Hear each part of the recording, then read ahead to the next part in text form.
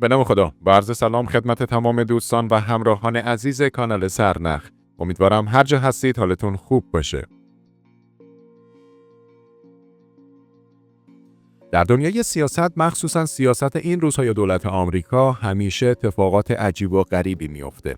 ولی این یکی از مواردیه که به شدت همه رو شگفت زده کرده. این بار پیت هگس، وزیر دفاع جدید ترامپ، در حال انجام کارهاییه که احتمالاً به تغییرات بزرگ و جنجالی در ارتش آمریکا منجر بشه.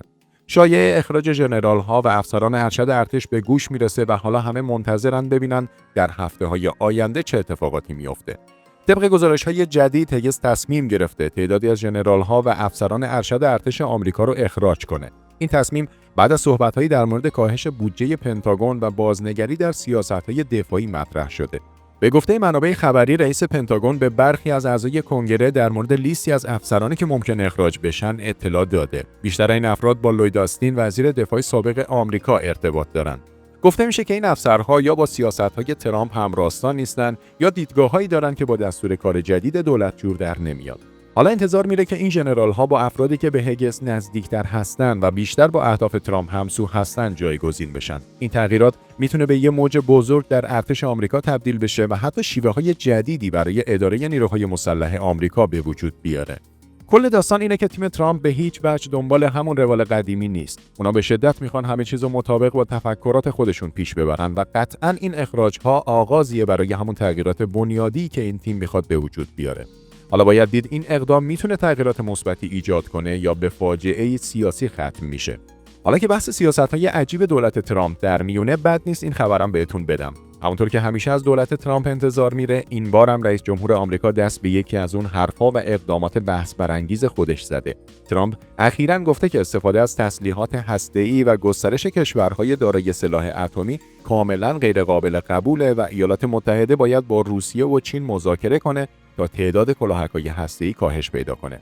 در حالی که خود ترامپ همواره به دنبال حفظ سلطه‌گری کشورشه، این اظهارات بیشتر به نظر میاد که صرفاً برای پوشش دادن به نگرانی‌ها و گاهی حتی چهره‌ای مصالحه جویانه به جهانیان ارائه میده.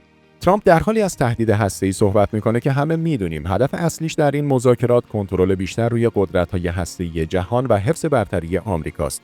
اون حتی اشاره کرد که به هیچ کشوری اجازه داده نمیشه به سلاح هسته‌ای دست پیدا کنه. البته منظورش از این حرفا بیشتر کشورهایی مثل ایرانه که هیچ وقت از دایره قدرت‌های هسته‌ای آمریکا خارج نخواهند شد.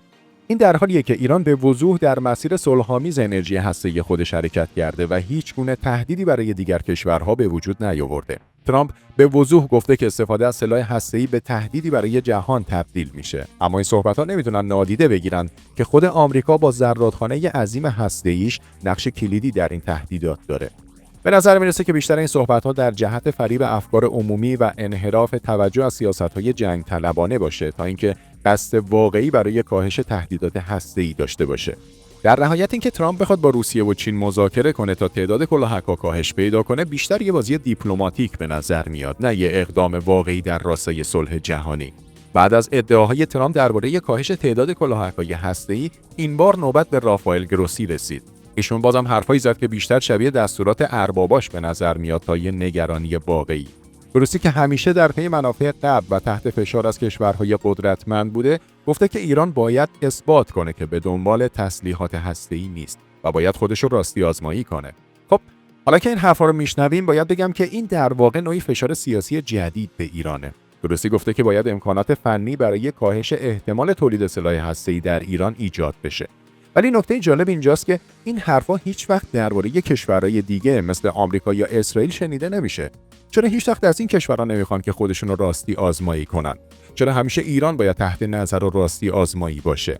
گروسی میگه که ما به همه اعتماد داریم، ولی در عین حال تاکید میکنه که باید برای اطمینان بیشتر ایران راستی آزمایی بشه. این حرفا نه تنها توهین به ایرانه، بلکه نوعی برخورد دوگانه با کشورهایی که به هیچ وجه نمیتونیم قبولش کنیم. روسی امیدواره که ایران به این مرحله برسه، اما این بیشتر شبیه یه بازی سیاسی برای فریب افکار عمومیه.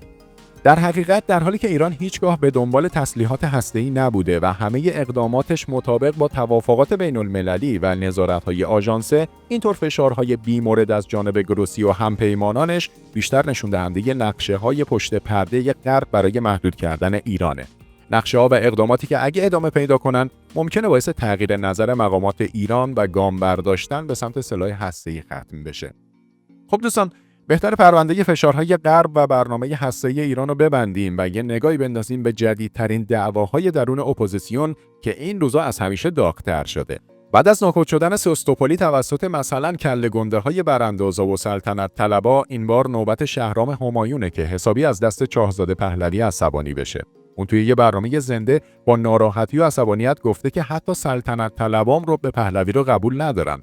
بعدش هم مقایسه‌ای کرد بین امام خمینی و رضا پهلوی و گفت که امام خمینی وسط اون همه اختلاف تونست احزاب مخالف مردم رو متحد کنه، ولی رضا پهلوی حتی نتونست دور خودش چند نفر رو نگه داره.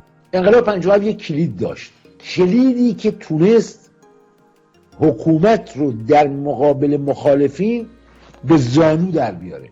در زمانی که آقای خمینی در نجف بود، اختلافات گسترده‌ای بین اپوزیسیون محمد رضا شاه وجود داشت. اون موقع 3 جریان رو در روی هم بودن.